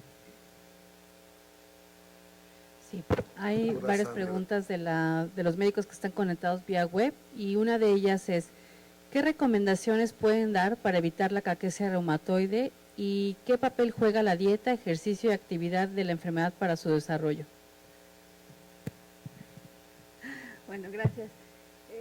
Para evitar la caquexia, pues realmente para contrarrestarla es muy difícil, es también parte de la actividad física. La alimentación está sí relacionada también con la caquexia, pero sobre todo con la caquexia clásica.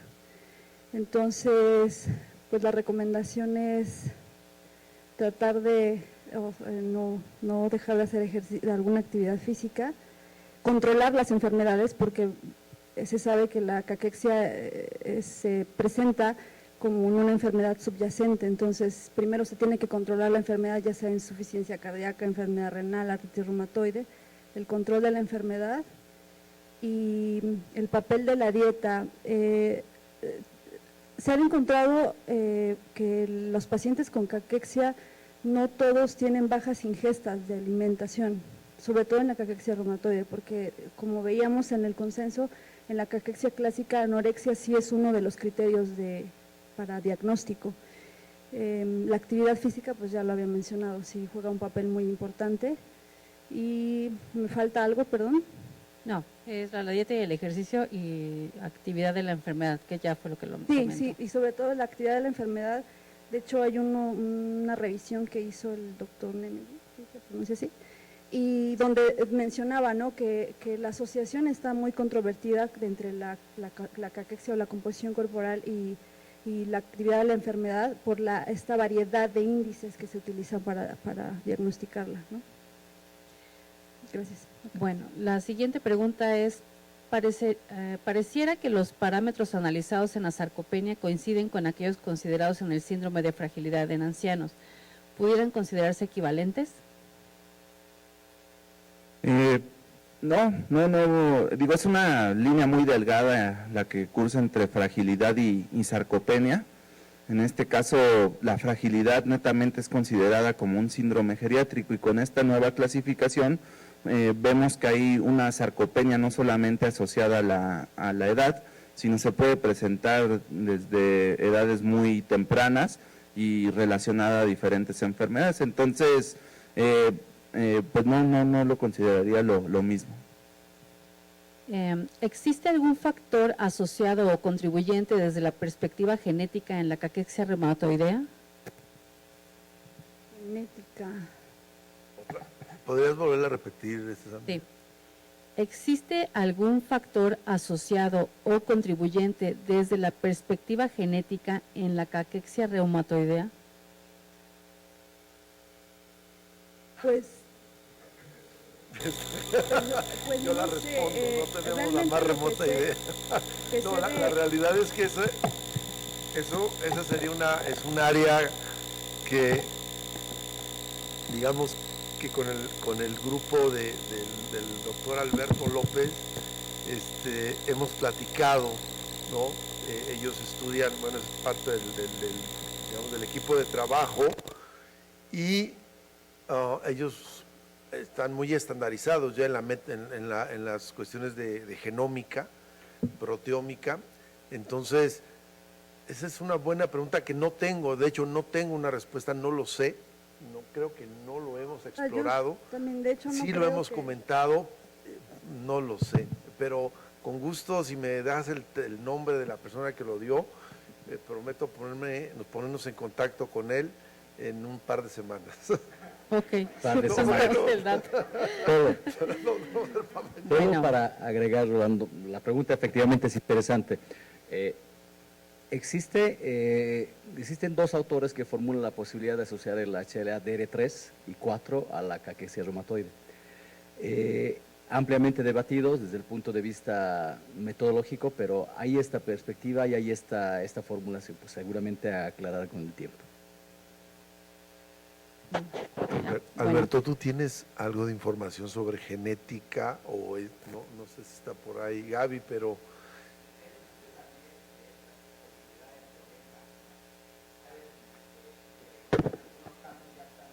Hay que usar el micrófono para que escuchen en provincia.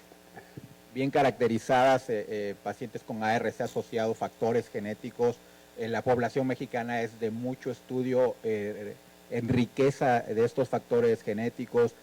Algunos trastornos cardiovasculares se han estudiado. Entonces, desde el punto de vista de las comorbilidades, debe de haber mucho y estratificar todas estas comorbilidades para asociar un factor genético en específico. Deberíamos de tener una corte muy grande para que pudiéramos llegar a eso.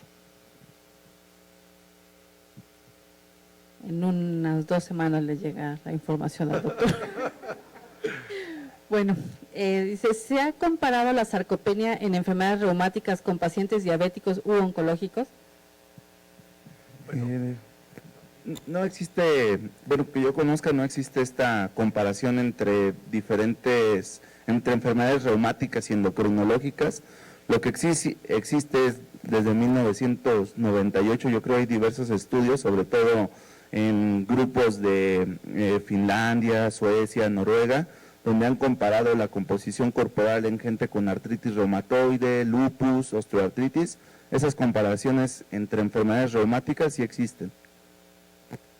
Y la última, ¿han pensado evaluar en un grupo de pacientes de osteoartritis grado 1 el índice de masa muscular? Precisamente el objetivo de hacer esta validación era conseguir algunos puntos de corte de la masa muscular esquelética y de ahí emprender el resto de trabajos. Como les mencionaba, se hizo un trabajo en el 2014, donde tuvimos que utilizar puntos de corte de Nuevo México y ahora ya con estos valores que nosotros generamos para nuestra población, empezar a hacer diversos trabajos en este sentido. Sí tenemos una corte de pacientes con OA temprana y tenemos los datos. No se ha analizado porque digamos, el primer estudio que se hizo fue la medición de adiponectinas, ¿no? Pero comparándolo con la parte, digamos, de grasa, ¿no? Y obviamente el impacto que tiene a nivel radiológico, eso se presentó el estudio el año pasado, ¿hoy está? El año pasado, ¿verdad?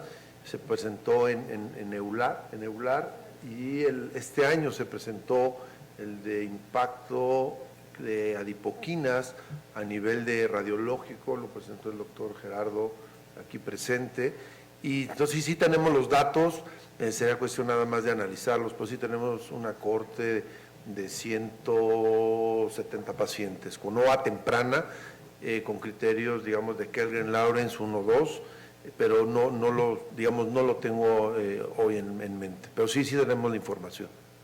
Muy bien, muchas gracias. Son todas las preguntas vía web. Doctor Jara.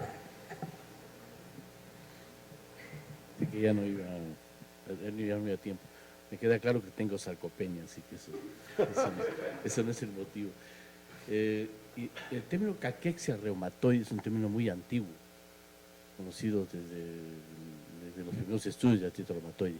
Es un evento raro, poco común, y se asocia con una gran actividad de la artritis reumatoide severa, con erosiones, con gran limitación funcional. ¿Estamos hablando de la misma caquexia reumatoide o estamos hablando de otro tipo de definición? Y eso después se avanzó en los estudios y estaba asociado al factor genético de agresividad de artritis reumatoide, conjuntamente con los títulos muy altos de factor reumatoide. Entonces, ¿estamos hablando de lo mismo o es de otro tipo de claro, caquexia? A ver,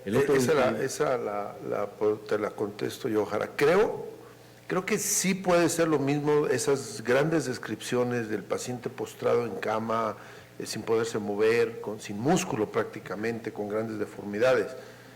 Hoy el concepto, o digamos, la cuestión de conocer más y tener, por supuesto, mucha mayor tratamientos, prácticamente esos pacientes dejan de existir como esa forma que sabíamos de caquexia, que prácticamente el paciente estaba en una cama, ¿no? Como si fuera un paciente con, digamos, los primeros pacientes con VIH, probablemente, ¿no? Que quedaban completamente delgados, emaciados. En ese sentido yo te diría, sí, creo que el término es lo mismo, pero el fenotipo, ¿no? De pacientes sí ha cambiado. Sí hablamos hoy de caquexia, ya hay criterios, por lo menos en los criterios, o se han tratado de dar criterios en algunas enfermedades, ¿no? Porque acuérdate que la caquexia, a diferencia sí hay diferencias entre sarcopenia y caquexia. No hay un consenso aún en artritis reumatoide actual, que eso es lo que comentó la maestra Cida, pero desde el punto de vista, digamos, del paciente con R, creo que sí es el mismo, pero sí ha cambiado completamente a esa persona. Y creo que, bueno, tal vez sea una invitación para que se forme un grupo aquí dentro del colegio, porque cada vez sí la situación de estos problemas de composición corporal creo que nos pueden ayudar incluso a predecir cuestiones cardiovasculares, que ese es un área, digamos, aún que nosotros no lo hemos explorado, ¿no? Pero creo que vale la pena tener, digamos, un grupo en común, ¿no? en este gran campo, que bueno, por mucho tiempo ha sido o había sido estudiado por los geriatras, ¿no? por los síndromes de fragilidad y demás, ¿no? Pero creo que hoy tendremos que pensar que nuestros pacientes con problemas reumáticos también tienen grandes problemas de esto. Hoy estamos trabajando arduamente con los pacientes con OA, porque sí yo estoy convencido que la evaluación que hacemos hoy es muy deficiente para lo que realmente podríamos tener de información en un paciente con OA, que no solamente sea una placa y decir que tiene un poco espacio articular. Creo que hoy, si ustedes recuerdan, la propuesta que hizo Francisco Blanco en la conferencia de Chiapas fue pensar en la OA o en la articulación como un gran órgano con diferentes tejidos, y un tejido de estos es el músculo, es el ligamento, es el hueso, es el cartílago. Hoy no podríamos entender, por ejemplo, la OA si no pensamos en todos estos tejidos como parte incluso de la patogenia, parte del tratamiento y obviamente parte, digamos, de la calidad de vida que pueden tener estos pacientes. Solo para agregar, sí ha cambiado el comportamiento, como menciona el doctor, porque de hecho hay un estudio que evalúa pacientes con artritis reumatoide con los criterios de caquexia y precaquexia clásica y solo encuentran una prevalencia de 1%, lo cual no es pues muy lógico, que solamente un 1% tenga caquexia. Entonces sí ha estado cambiando este comportamiento.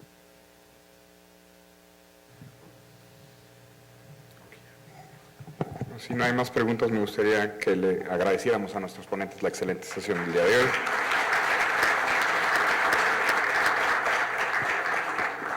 Agradecerles a todos ustedes, como siempre, su participación y su asistencia e invitarlos a que pasen a compartir una copa de vino con nosotros. Muchas gracias y buenas noches.